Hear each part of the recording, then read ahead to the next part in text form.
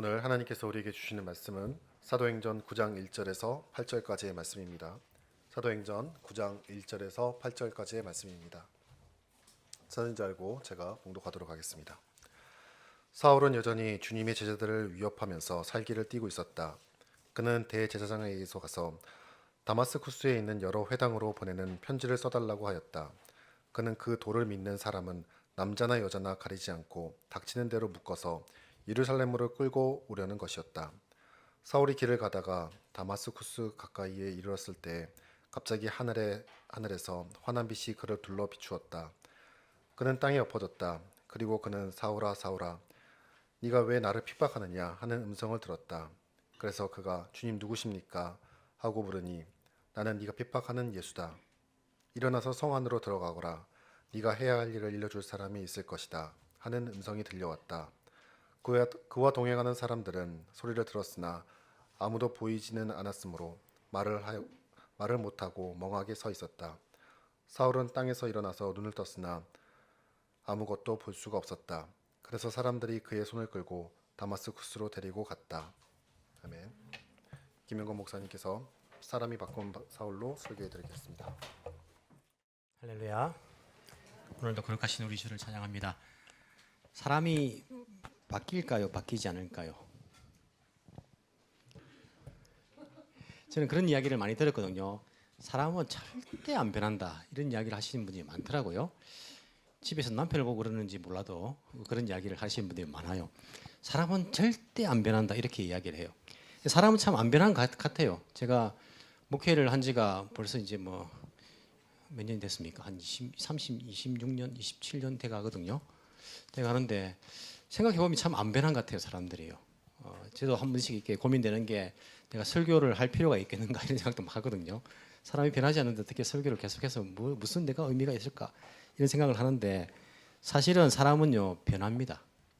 사람은 절대 변하지 않는다라고 말할 수는 없어요. 변해요, 변합니다.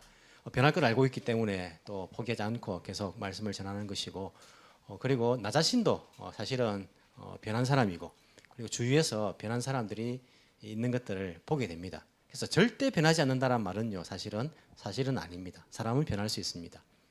하지만 쉽게 변하지는 않아요. 간단하게 사람이 변하지는 않더라고요. 참 잘 안 변하는 것 같아요. 우리가 누군가를 변화시키려고 하면요 참 스트레스 받습니다. 여러분 남편을 변화시키려고 해보십시오. 내가 먼저 화가 나가지고 미쳐버립니다. 먼저. 내가 먼저 변할 것 같아요. 막 이상하게 사람이 막. 아내를 변화시키려고 해보십시오. 남편들도 할 말은 많죠, 그죠? 뭐 입을 꼭 다물고 있어서 그렇지. 아내를 변화시키려고 하면 변화됩니까? 아니 내 몸에서 난 자식이라도 이 자식을 변화시키려고 하면 되던가요? 참 신기하잖아요. 내 몸에서 난 아이인데 이게 뭐 잘 안 되는 내 뜻대로 잘 안 돼요. 심지어 그걸 보면요 나 자신 내 스스로도요 변화되지 않아요. 우리가 얼마나 각오하고 결심을 합니까? 내가 올해는 살을 빼야지. 살 빼는 건 별로 안 중요합니다. 건강을 위해서는 중요하지만은 내가 오늘은 이제 올해는 변화되어야지. 말씀도 좀 읽고 내가 기도도 좀 하고 내가 봉사도 하고 다른 사람들한테 또 이렇게 사랑을 좀 나누고 해야지. 결심하지만요 사람이 잘 변합니까? 나 스스로도요 나 자신도 잘 변하지 않잖아요. 이 사람 참 변하는 게 간단하게 쉽게 변화되지는 않는 것 같아요. 참 어려운 일인 것 같습니다. 우리가 나 자신도 스스로가 변하지 않는데 다른 사람을 변화시켜야지 이런 마음을요 포기해야 됩니다. 사실은요 내가 내 남편 변화시켜야지, 내 아내 변화시켜야지, 내 자식들 변화시켜야지 이런 생각들은요 포기하는 게 좋습니다. 사람의 힘으로는 잘 되지 않습니다. 스트레스만 받아요. 스트레스만요. 누군가를 내가 변화시키고자 하면요 오히려 나에게 스트레스 돼가지고 내가 나쁘게 변화될 수도 있다는 것 우리가 기억하면서 다른 사람을 내가 내 힘으로 변화시켜야겠다 이런 마음들은요 우리가 포기하는 게 좋습니다. 사람이 어떤 충격적인 일을 받으면요 조금 변화되긴 변화돼요. 예를 들어 가지고 큰 사고를 만났다. 그러면 사람이 이제 죽음의 고비를 넘겼기 때문에 야 이거 내가 이렇게 살아서는 안 되구나 막 이런 생각을 합니다. 아니면 그동안 잘 되던 사업이 갑자기 막 하루아침에 막 무너졌다 하면 사람이 변화됩니다. 야 이게 전부가 아니었구나. 사람이 변화되기도 합니다. 하지만 그런 변화들도 오래 가지는 못하더라고요. 또 뭐 세월 가면요 다시 옛날 모습대로 돌아가 있는 것들을 우리가 보게 됩니다. 세상은 참 이렇게 보면요 변화되는 사람들이 참 어려운 것 같습니다. 뭔가에서 변화된다는 것이. 하지만 사람이 바뀔 수 있는 것은 예수님을 만나면 바뀌게 됩니다. 예수님 만나면 사람이 바뀌게 되는 거예요. 내 힘으로 안 됩니다. 예수님을 만난 사람들이 바뀐 사람들 우리가 많이 볼 때가 있어요. 우리 주위에 보면요, 저 사람 절대 안 변할 것 같아. 세상 사람들 다 변해도 저 사람은 안 변할 것 같아. 저 사람은 예수 안 믿을 것 같아. 이런 사람들이 여러분 있습니까? 주변에? 저는 있거든요. 보면 세상 사람들은 다 변해도 저 사람 안 변할 것 같다라는 사람들이 제법 있어요. 있는데 그 사람도 예수님 만나면요 변화됩니다. 변화되게 돼 있어요.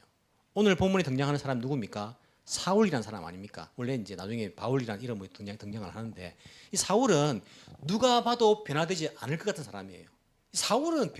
사울이 예수를 믿는다고 이건 절대 있을 수 없는 일이라고 모든 사람들이 100% 다 생각했습니다. 심지어 이 사울이 예수님을 만나고 변화된 이후에도 몇 년 동안은요 예수 믿는 사람들이 사울이 변화됐다는 것을 안 믿었어요. 무서워가지고 그 사람을 만나지 않으려고 했어요. 혹시 속이고 몰래 해가지고 우리를 잡아가서 죽이는 거 아닌가 의심을 했습니다. 그래서 바나바가 괜찮다 해가지고 이제 교회 소개하고 막 그렇게 하는데 그 정도로 사울은 누가 봐도 변화되지 않을 사람이라고 생각했어요. 근데 사울이 오늘 보면 본문에 보면 변화됩니다. 어떻게 변화됩니까? 예수님을 만나서 변화되는 것들을 볼 수 있어요. 예수님을 만나야지 사람은 변화될 수 있어요. 사람의 힘으로 능력으로 내 능력으로 내 힘으로 절대 변화시킬 수 없고 변화되지 않습니다. 예수님을 만난 사람은요 변화되게 되어 있습니다. 이 사울도 예수님을 만나가지고 어찌 보면요 정말 극단적으로 이렇게 변화되는 것들을 볼 수 있어요. 본문에 등장하는 사울이 어떤 사람입니까, 여러분? 성경에 나와 있는 사울에 대한 이야기들이 있죠. 사울은 어떤 사람일까요? 어디 출신일까요? 자, 공부를 좀 해볼까요? 어디 출신일까요? 길리기아의 다소라는 곳의 출신입니다. 길리기아도 모르겠고 다소도 모르겠죠, 그죠? 길리기아 다소가 어디냐면 소아시아, 그 당시엔 소아시아 불렀고 지금은 뭐라 부릅니까? 일본말로 토르코, 그리고 한국엔 튀르키예, 옛날에는 이게 터키라 불렀는데 지금 터키에서 우리나라 이름 똑바로 다시 바꿔가지고 불러주세요 해가지고 이제 튀르키예로 바뀌었어요. 튀르키예. 튀르키예에 있는 한 지방이 길리기아 지방이고 그곳에 있는 도시가 다소라는 곳입니다. 즉 사울은 예루살렘 출신이 아니에요. 디아스포라, 흩어져 있는 유대인입니다. 자기 윗대로부터 그렇게 다른 외국에 살고 있는 그런 유대인이었던 것을 알 수 있습니다. 이 사울이요 로마 시민권을 가진 사람이에요. 이 사울의 국적이 어딜까요? 국적이 오늘 일부 예배 때 물어보면 잘 모르더라고요. 국적이 어딘지. 사울의 국적은 어디입니까? 가만히 있으면 2등까지 하니까 그죠? 가만히 있어야 돼. 이럴 때는 함부로 대답하면 안 돼요. 사람들 많이 보는 데서. 이 바울의 국적은 로마입니다. 왜냐하면 로마에 시민권을 가지고 있잖아요. 여러분 아메리카 시민권을 가지고 있는 한국 사람은 국적이 어디입니까? 아메리카입니다. 그냥 인종은 한국이지만은 국적은 아메리카 시민권을 가지고 있으니까 아메리카예요. 선거하면 투표하면 아메리카에서 투표할 수 있어요. 한국에 살 수 있습니까? 없습니다. 시민권이 없기 때문에. 한국은 이중 국적을 인정 안 하잖아요. 그래서 아메리카 시민권을 가지고 있으면 한국 사람이지만 한국 인종이지만은 한국에서 자기가 한국 국민으로 국적을 가지고 있는 사람으로 혜택을 받을 수는 없습니다. 이 사울의 국적은요 로마예요. 로마 시민권을 가지고 있어요. 태어나면서 날 때부터 시민권을 가지고 있었다라고 이야기합니다. 즉 윗대로부터 이곳에 살고 있었고 로마 시민권을 가지고 있었고 태어날 때부터 로마 시민으로 태어난 거예요. 지금도 뭐 아메리카 시민권 가지고 있으면요, 막 자기가 뭔가를 이룬 것처럼 막 이렇게 자신 있게 막 내는 사람이 있더라고요. 아메리카 여권을 다 이렇게 막 멋지게 내는 사람들 있더라고요. 그게 이제 자기가 아메리카 시민권을 위해서 아무 노력한 것도 아무것도 없는데 그죠? 태어나면 되는데 그냥 그죠? 그게 무슨 벼슬이라고 그죠? 왜냐하면 파워가 있는 거예요, 힘이 있는 거예요. 아메리카는 나라가 파워가 있다 보니까 거기 사는 시민권을 가진 사람들도 거기에 파워를 가지고 있어요. 그 당시에 로마 시민권은요 지금 아메리카 시민권하고 비교도 되지 않습니다. 로마가 그 전 지역을 다 다스리고 있었잖아요. 로마 시민권이라는 것은 대단한 그런 권리를 가진 사람이에요.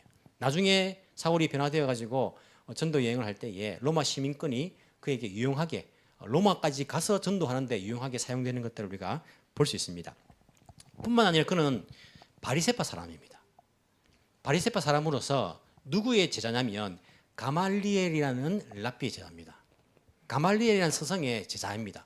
이 말인즉슨 이 사울이라는 사람이 이렇게 거기서 배워가지고 나중에 뭐가 된단 말입니까? 선생이 된다는 거예요.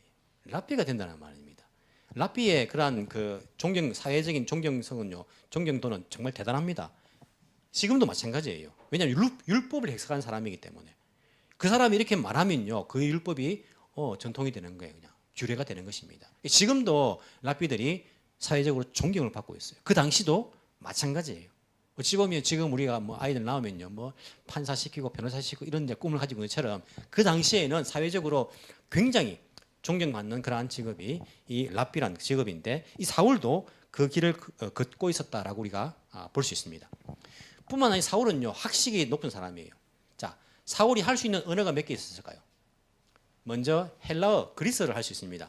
어떻게 합니까? 사울이 기록한 13개의 서신서가 다 헬라어로 기록되어 있어요. 예, 그리스어 할 줄 압니다. 또 예루살렘에 살고 있으니까 유다인이니까 히브리어 할 수 있습니다. 히브리어는 그 당시에 아람어를 많이 사용했거든요. 히브리 사람들이. 왜냐하면 두 언어가 닮았습니다. 히브리어, 아람어가 좀 닮았어요.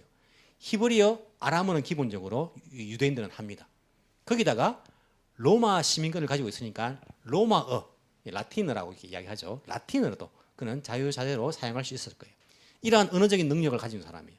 이것도 나중에 전도 여행할 때에 굉장히 유용하게 쓰이죠. 누구를 만나든지 그는 언어적인 문제에서 아무 문제 없이 복음을 전할 수 있는 능력을 가진 사람입니다. 이름이 두 개를 가지고 있었어요. 나중에 이름이 바뀐 게 아니고 처음부터 이름을 두 개 가진 것으로 그렇게 이제 봅니다. 자, 먼저 히브리인으로서, 유대인으로서 히브리적인 이름은 뭡니까? 사울이에요. 사울. 구약 성경에도 나오잖아요. 사울이라는 사람이. 그죠? 이스라엘의 첫 번째 왕 이름이 사울이었습니다. 이게 유대인으로서 히브리적인 이름이 사울이에요. 사울. 사울이면 어디 지파일까요? 구약의 사울도 어디 지파? 베냐민 지파예요. 이 사울도, 이 바울도 베냐민 지파입니다. 베냐민 지파 사람들이 사울이라는 이름을 많이 사용했겠죠. 그리고 하나의 더 이름을 더 가지고 있습니다. 바울이라는 이름을 가지고 있습니다. 이 바울은 로마식 이름이에요. 로마식 이름을 가지고 있으니까 로마식 이름인 바울, 이제 로마식으로 하면 파울로스 이렇게 이야기하거든요. 바울이라는 이름을 가지고 있었습니다. 나중에 예수님 만나가지고 변화되어서 바울로 이름이 바뀌었다라는 것은 아닙니다. 왜냐하면 변화된 이후에도 성경에는요, 당분간은 사울이라는 이름으로 나와요. 바로 바울이라는 이름은 나오지 않고 변화된 이유도 사울이라는 이름을 당분간 쓰고 있는 것들을 볼 수 있는데, 그 당시엔 처음부터 히브리식 이름과 그리고 로마식 이름을 가지고 있었던 것으로 보고 있습니다. 여러분 가운데서도 한국식 이름이 있고 일본식 이름을 가지고 있는 분들도 계시잖아요. 그런 것처럼 이 사도 바울도 이름을 그렇게 이럴 때 두 가지를 가지고 있었던 것을 우리가 볼 수 있습니다. 가족이 등장합니까? 성경에서? 사도행전 23장 16절에 보면요, 그의 누이의 아들이 등장합니다. 사도 바울이 이제 유대인들에 의해서 이제 습격당할 그러한 위험이 처해 있는데, 그 누이의 아들이 이 사울에게 가서 이야기 이제 가르쳐 줬죠, 그죠? 그래서 적어도 이 바울은요, 누나가 있었다, 누이가 있었다. 그 누이의 아들도 있었던 것을 우리가 알 수 있습니다. 자, 바울이 성경이 나오는 당시에는 어디 살았습니까? 예루살렘에 살고 있었어요.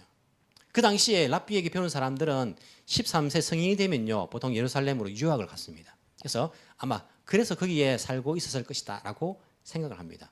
그래서 뭐 누이의 아들이, 바울이 동생이 거기 있으니까 뭐 자기 아들들도 유학을 보내는지는 모르겠어요. 하여튼 예루살렘에 누이의 아들들도 함께 있었던 것이 성경에 나오는 것을 볼 수 있습니다.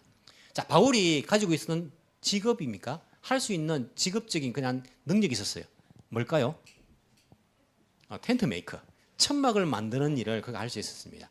그 당시에 유대인들 사회에서 그 랍비가 되는 사람들이나 이런 사람들 이제 하는 그 탈무드의 가르침이 있었어요. 어떤 가르침이냐면, 율법을 공부하지 않고 노동을 하지 않은 사람은 도둑놈과 같다, 이런 이야기 있어요. 그래서 이 사람들은 대부분 다 자기가 할 수 있는 직업적인 능력들이 있었습니다. 바울은 천막을 만드는 일을 할 수 있어요. 천막 만드는 일을 했다면 우리가 지금 보기에는 텐트를 만드는 거 그건 뭐 별거 아니지 않나 생각하는데, 그 당시에는요, 거의 이제 나가면 천막에서 자잖아요. 그죠? 그리고 천막을 집처럼 쓰는 사람들도 많잖아요. 그래서 집을 건축하는 사람하고 비슷한 그런 이미지라고 생각하시면 됩니다. 사실은 굉장히 메리트가 있는 그러한 직업이 천막을 만드는 그러한 일들이었습니다. 그런데 이런 사울이 유대교에 입문하여서 바리새인으로서 예수 믿는 사람들을 잡아 죽이는 일들에 앞장선 것을 볼 수 있어요.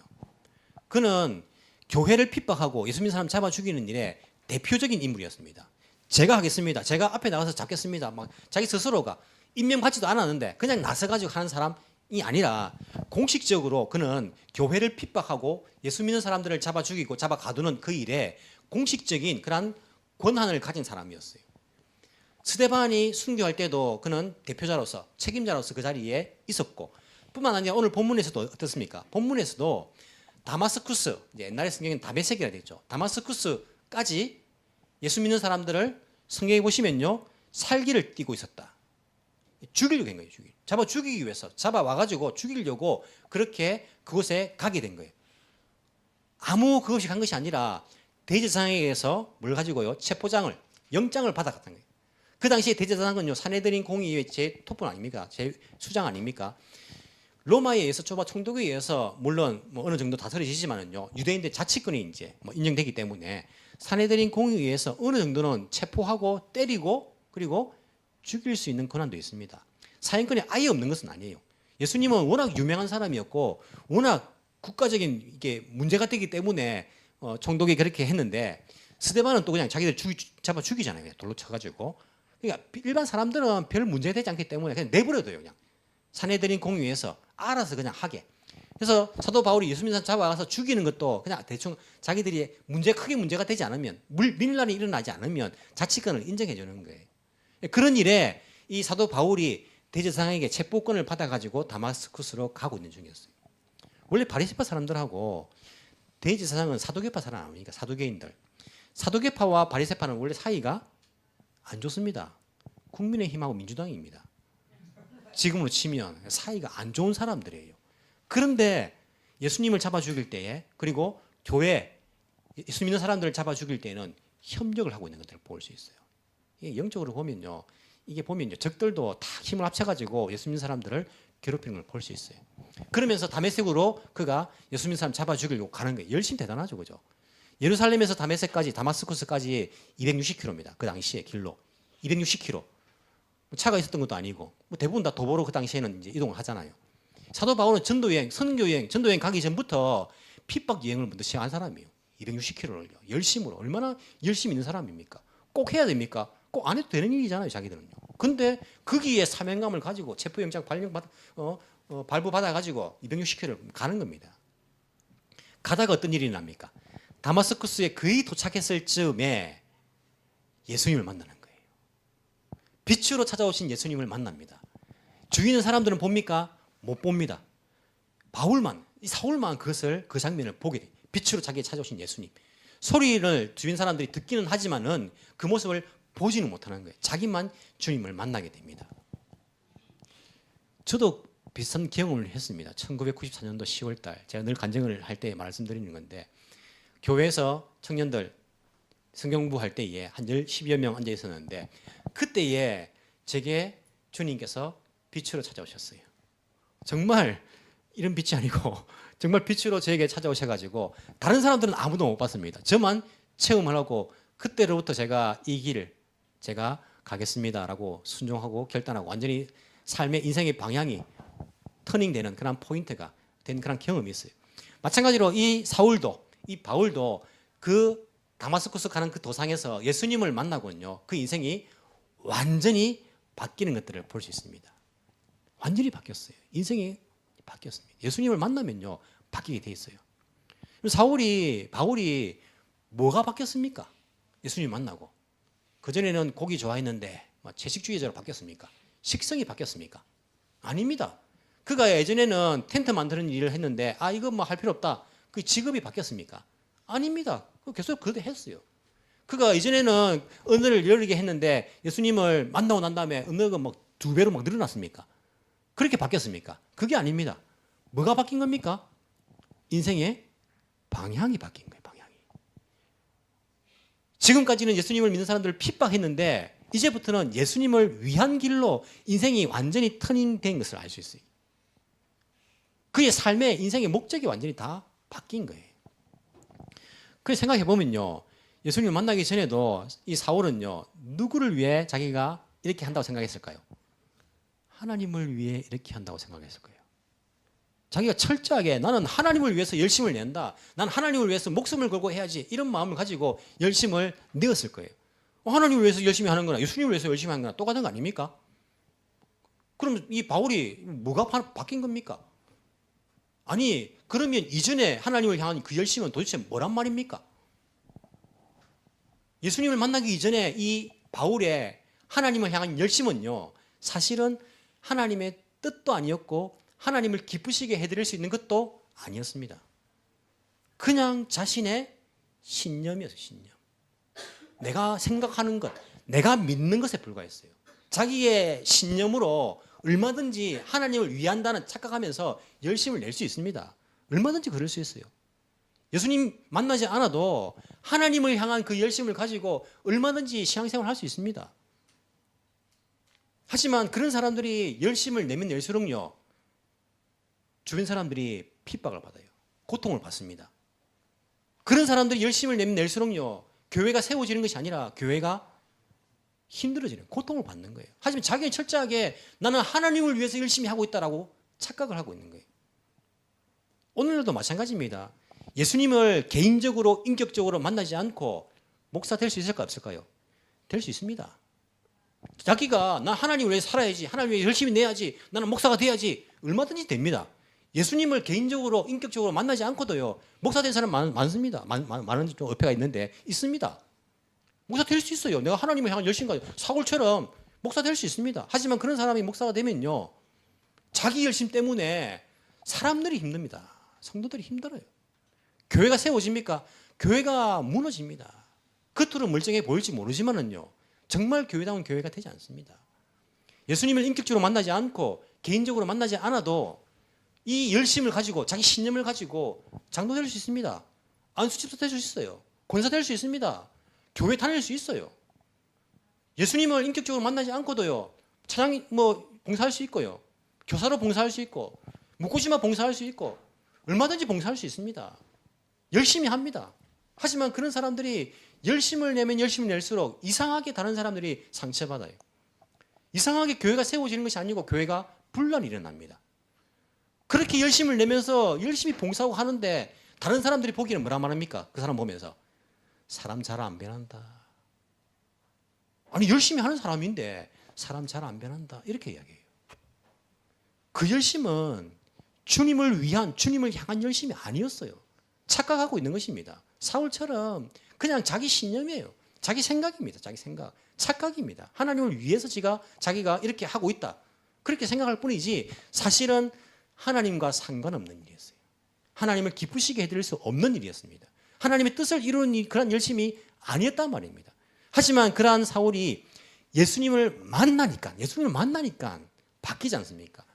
진정으로 이제는 예수님을 위하여서 하나님을 위한 그런 열심을 내지 않습니까? 그러면 사람이 바뀝니다. 여러분 보십시오. 예수님 만난 사람이 열심을 내지 않습니까? 그 사람을 통해서 다른 사람이 상처가 치유됩니다. 그 사람을 통해 가지고 교회가 세워집니다.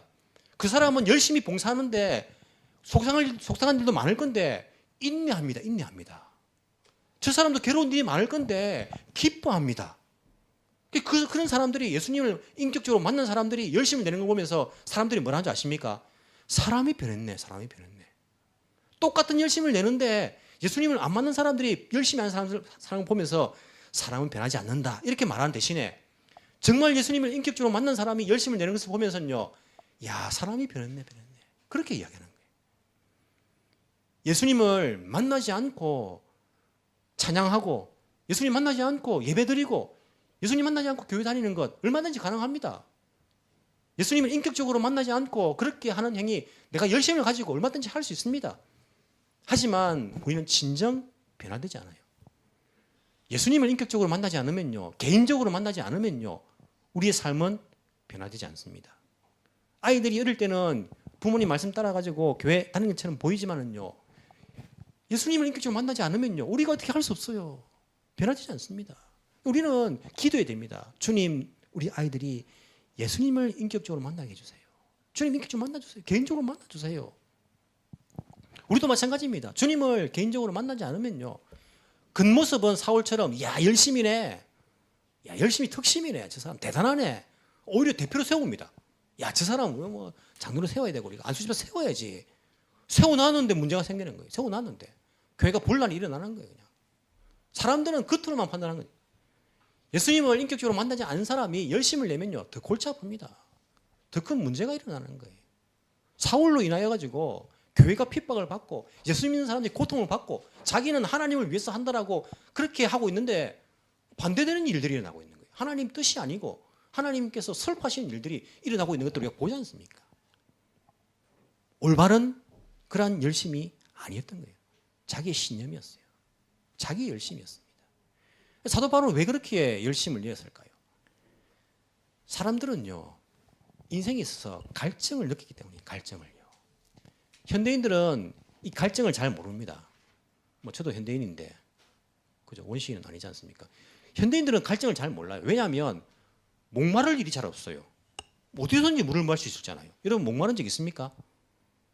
목마른 적 해봐야 그냥 뭐 겨우 뭐 이렇게 뭐 몇 시간 목마르다 이런 거. 사울은 오늘 보니까 사흘 동안 앞을 보지 못한 상태에서 먹지도 않고 마시지도 않았다. 먹지 못한 게 아니고 마시지 못한 게 아니고 금식기도 된 거예요. 그죠? 물도 3일 동안 안 마시면 이 위험한 거예요. 그냥. 물을 3일 동안 못 마신다. 물을 마셔야지 우리가 일주일도 금식할 수 있지. 물 못 마시면요. 사막이나 이스라엘 이런 이제 뭐 유대 사막 이런 지대 광야지대 가보십시오. 우리가 여기서 느낄 수 없는 그러한 목마름이에요. 정말 건조합니다. 그냥 목에 모래가 있는 것 같아요. 그냥. 그 갈증. 인생은 원래 갈증을 가지고 태어납니다. 그래서 이 갈증을 가지고 갈증을 채우기 위해서 그렇게 노력을 하는 거예요. 사람들이 착각하는 것이 이 갈증이 나의 꿈을 향한 갈증이고 무언가 이루기 위한 그런 뭐 이렇게 갈증이다. 이런 생각들을 합니다. 자기 꿈을 이루기 위해서 그렇게 노력을 해요. 그걸 채우기 위해 가지고. 그런데 그 꿈을 이루면요, 그 갈증이 사라집니까? 안 사라집니다. 그러면 연예인들, 뭐 자기 꿈을 이룬 사람들 보면요, 그 사람들 뭐 왜 마약을 합니까? 왜 다른 엉뚱한 짓을 합니까? 꿈을 이뤄도 갈증은 사라지지 않아요. 성공해도 인생의 갈증은 사라지지 않습니다. 사람들이 갈증을 잘 몰라요. 왜 성공한 사람들이 성공했는데 자살합니까? 이런 돈으로 그 갈증이 채워질까요? 부자가 되면 채워질 것 같습니까? 채워지지 않습니다. 부자가 안 돼봐서 우리 모르죠, 그죠? 그래가지고 그래도 뭐 안 채워줘도 부자 하면 되고 싶다 막 이런 마음 가지고 있죠. 생각을 해보십시오, 여러분. 우리가 정말 유치원 다닐 때 그때보다는 소학교 다닐 때, 초등학교 다닐 때가 더 부자입니다. 아이들 이럴 때부터는 돈 이제 더 많이 가지고 있어요. 그때보다 중고등학생 되면요, 초등학생보다 더 부자가 된 거예요. 돈 더 많지 않습니까? 10대 때보다 20대가 돈을 더 많이 가지고 있어요. 20대보다는 또 30대가 돈을 더 많이 가지고 있어요. 생각해보면 인생 가운데 내가 점점점 비교적으로 부자가 된 거예요. 부자가. 돈을 더 많이 가지게 되었습니다. 그러면 인생의 갈증이 해결되던가요? 안 됩니다. 더 많이 가져도 해결되지 않습니다. 이 갈증은 돈으로도 해결 안 됩니다. 권력을 가지면 될까요? 대통령 됐다고 그 갈증이 해결될까요? 우리 보고 있지 않습니까? 해결되지 않습니다. 권력으로도. 이성으로 그것이 채워질까요? 해결되지 않습니다. 그 갈증은요. 왜냐하면 그 갈증은요, 영혼의 갈증이기 때문에. 우리 영혼이 느끼는 갈증이에요. 인간이 하나님으로부터 단절된 상태에서 태어나가지고 채워지지 않는 갈증이라는 것이 우리 영혼이 느끼는 갈증이기 때문에 이 세상의 것으로서 채워지지 않는데 인생이 허무하다, 갈증을 느끼는 그만 알겠는데 이게 뭔지를 잘 모르는 거예요. 엉뚱한 것을 막 채우려고 합니다. 채워지지 않아요. 채워지지 않아요. 아무리 해도 채워지지 않다가 결국에는 갈증 속에서 인생은 죽게 되는 거예요. 뭔지도 모르고. 우리 영혼의 갈증이 이 땅의 것으로 채워지지 않습니다. 남편의 사랑을 구해보십시오. 남편이 아무리 나를 사랑해줘도요, 이 영혼의 갈증이 채워질까요? 안 채워집니다. 안 채워집니다. 아내가 나를 그렇게 목숨 걸고 사랑해줘도요, 이 영혼의 갈증은요, 그것으로 채워지지 않는 거예요. 인생의 갈증은 무엇으로 채워집니까? 예수님을 만남으로 채워지는 거예요. 예수님 만나야지 이 영혼의 갈증은 채워집니다. 왜냐하면 그분이 우리와 하나님 사이의 그 관계를 회복시키기 위해서 십자가에 죽으신 우리의 구세주기 때문에 예수님을 만나야지 우리 영혼의 갈증은 채워지는 거예요. 그분이 뭐라 하십니까? 내가 내 안에서, 내 배에서, 내 안에서 솟아나는 샘물이 되리라. 그분 우리 안에서 샘물을 파버린다니까요. 그분을 인격적으로 만나면 이 영혼이 느끼는 갈증이 해소가 됩니다. 해결이 되는 거예요. 이게 해결되지 않으면 인생은요 만족할 수 없습니다. 어떤 것으로도 인생은 만족을 느낄 수 없어요. 예수님 만나야지 해결되는 거예요. 사울이 왜 이렇게 열심을 냈을까? 인생의 갈증이 갈증. 이것으로 채워진다라고 생각했을지 모릅니다. 그래서 그렇게 열심을 냈지만요 채워지지 않아요. 예수님을 만나야지 그것이 채워지는 거예요. 예수님 만나야 됩니다. 인격적으로, 개인적으로. 단체적으로 다른 사람 옆에 사람들이 만나서니까 나도 만난 것처럼 그게 아니라 내가 사도 바울이 만난 것처럼 주님을 인격적으로 개인적으로 그 만남을 통해 가지고 우리 인생은요 변화되는 것이고 우리 영혼의 갈증은 해소가 되는 것입니다. 주님 만나지 않으면 여러분 인생 가운데에 계속적으로 영혼의 갈증을 느낄 거예요. 아무리 봉사해도요 내 열심으로 아무리 예배 참석하고 아무리 내가 찬양을 하고 아무리 내가 묵고지마 가서 열심히 그렇게 봉사를 해도 예수님 그분을 인격적으로 만나지 않으면요 우리 영혼은요 채워지잖아요. 만족할 수 없습니다. 하면 할수록 쓸데없다. 내가 왜 이렇게 하고 있나. 상처받고 쓰러지고 포기하고 그 일이 계속 반복되는 거예요. 왜? 예수님을 인격적으로 내가 만나지 못했기 때문에, 개인적으로 그분을 만나지 못했기 때문에, 부활하신 그 예수님을 내가 진정으로 만나지 못했기 때문에 우리가 아무리 열심을 내고요 아무리 내 인생을 채우려고 해도 만족이 없는 겁니다. 채워지지 않는 거예요. 여러분 영혼의 갈증을 느끼십니까? 어떻게 그 갈증을 채우려고 하고 있습니까? 예수님을 만나야 됩니다. 인격적으로 그분을 만나야 됩니다. 저도 만나고 싶지요. 어떻게 만날 수 있습니까? 여러분 기도하십시오. 우리의 가장 중요한 기도 제목이 주님 만나고 싶어요. 다른 거 뭐 물질 주세요, 건강 주세요 이거 하기 전에 주님 나를 만나 주세요. 주님 만나고 싶어요. 예수님 만나고 싶어요. 나도 예수님을 사도 바울이 만난 그 예수님 나도 인격적으로 만나고 싶어요. 나도 주님을 부활하신 주님을 개인적으로 만나고 싶습니다. 우리 기도가 되어야 됩니다. 언제까지? 그분이 나를 만나 줄 때까지. 주님 만나고 싶습니다. 나를 만나 주세요. 그러면 그분이 우리의 기도를 외면할까요? 아니요. 그분은 우리의 마음 문 앞에서 문을 두드리고 계신 분이신데 내가 주님 진심으로 돈보다요, 권력보다 다른 어떤 쾌락보다 기쁨보다 주님 만나기를 진심으로 원합니다 라고 우리가 고백하면서 기도하면요 그분 우리를 만나 주십니다. 그분을 만나게 되면요 여러분들의 영혼의 그 갈증은요 해소될 것입니다. 누가 나를 핍박해도요, 누가 나를 속상하게 만들어도요, 스트레스를 줘도요 내 속에 있는 그 샘물처럼 솟아나는 그 기쁨을요 뺏어갈 수 없습니다. 내 마음의 평안을요 이 세상이 가져갈 수 없습니다. 내 마음속에 정말 주님 사랑 생각하면서 참을 수 있는 그 인내를요 다른 사람들이 파괴할 수 없습니다. 예수님을 만나시기 바랍니다. 인격적으로, 개인적으로 그분 만나는 것이 우리의 소원이 되기를 원합니다. 그분 만나고 싶습니다. 예수님 만나고 싶습니다. 이것이 우리의 기도가 되기를 원합니다. 주님 만난 사람으로서 우리가 정말 주님 기뻐하시는 교회를 세워가며 하나님을 사랑하며 이웃을 사랑할 수 있는 진정한 제자의 모습이 되기를 간절히 소망합니다. 기도드리겠습니다. 사랑과 은혜가 충만하신 하나님 아버지 감사합니다. 우리를 예수 그리스도 십자가를 통하여서 하나님의 자녀로 삼아주신 것 감사합니다. 하나님과 전혀 관계가 없는 사람 죄인이었다가 하나님의 자녀됨을 받은 저희들 그 은혜와 사랑에 감사를 드립니다. 주님, 어떤 좋은 선물을 받고 그것으로만 기뻐하고 돌아서는 그런 어리석은 사람이 아니라 이제부터 하나님과 관계가 있는 사람이 되었다라는 것들을 깨닫고 정말 날 사랑하시는 그 예수님을 날마다 인격적으로 만나며 그분과 동행하며 살아가는 그 기쁨을 느끼며 그분을 위해 살아갈 수 있는 우리의 인생이 되게 주의 성령께서 우리를 변화시켜 주옵소서. 우리는 내 힘으로 변화될 수 없습니다. 내 힘으로 다른 사람을 변화시킬 수도 없습니다. 오직 주의 성령께서 우리 가운데 역사하시사 우리를 변화시켜 주시며 예수님 그 십자가 밑에 우리를 인도하시고 날 위해 십자가이신 그 예수님을 날마다 만날 수 있는 귀한 은혜를 허락하여 주옵소서.